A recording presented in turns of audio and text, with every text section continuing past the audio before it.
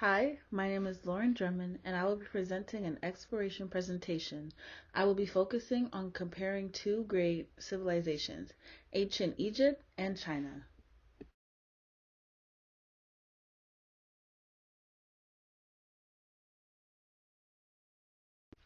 What makes a great civilization?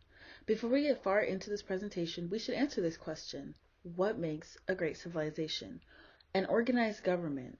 Without an organized government, the civilization would be in shambles and there would be no order in the civilization. Religion.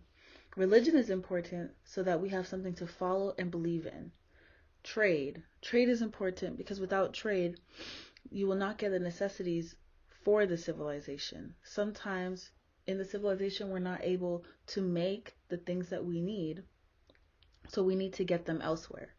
Architecture and art to make buildings for religion, political needs, and the public good. Also, art is a way that we can record things that has happened in the past. Technology to better our way of living. Education to educate the people.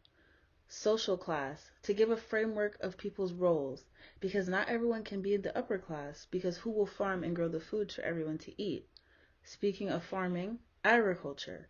Agriculture is the cultivation of food and goods through farming. And lastly, military. Military is important because we need someone to protect us from threats and keep us safe. Here are some geographical pictures of ancient China. In the blue on the map, you can see the rivers, the Yellow River and the Yangtze River. These two rivers are very important to the Chinese. And here are some geographical pictures of ancient Egypt. In the map picture, you can see the Nile River flowing throughout Egypt, passing through Aswan, Luxor, Al-Minya, and Giza, and many other places. The Nile River is also very important to the Egyptians.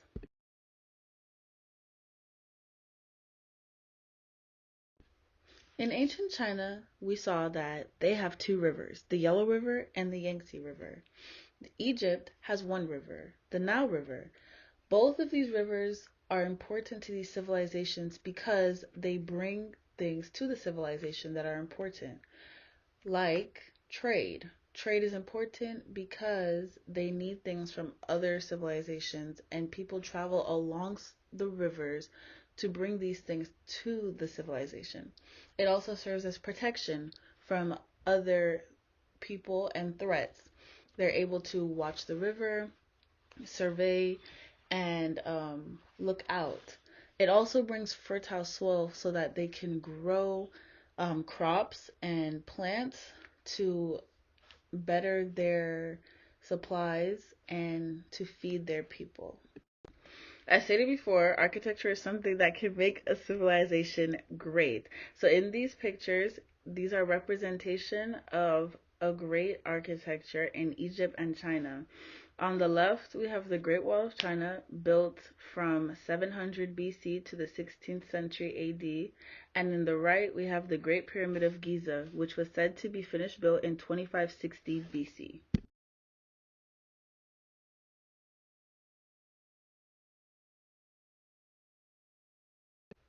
All civilizations have achievements. Egypt was able to achieve construction, advances in mathematics, advances in medicine, which includes surgeries, advances in cosmetics, which includes makeup and wigs, papyrus sheets, agriculture techniques, which are farming techniques, hieroglyphics, black ink, and clocks. Ancient China was able to achieve paper making, printing, gunpowder, the compass, silk, acupuncture, and row crop farming. Both civilizations were able to make money, paper, bronze, and iron weapons.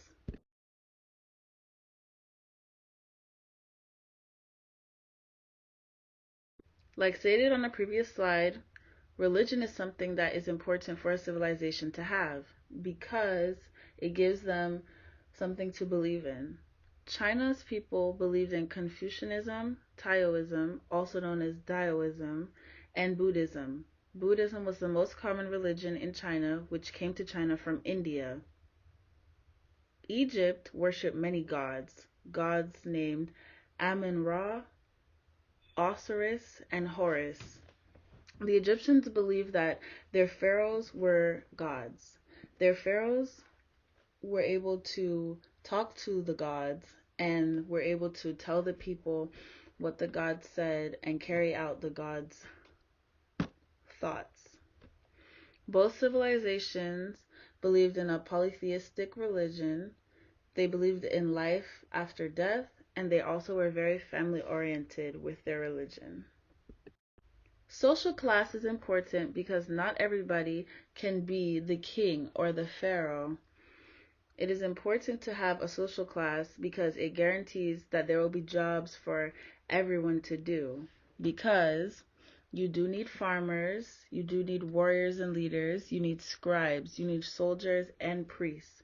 So these are the two social classes for both of the civilizations. On the left, the orange, where it says social hierarchy, is for China.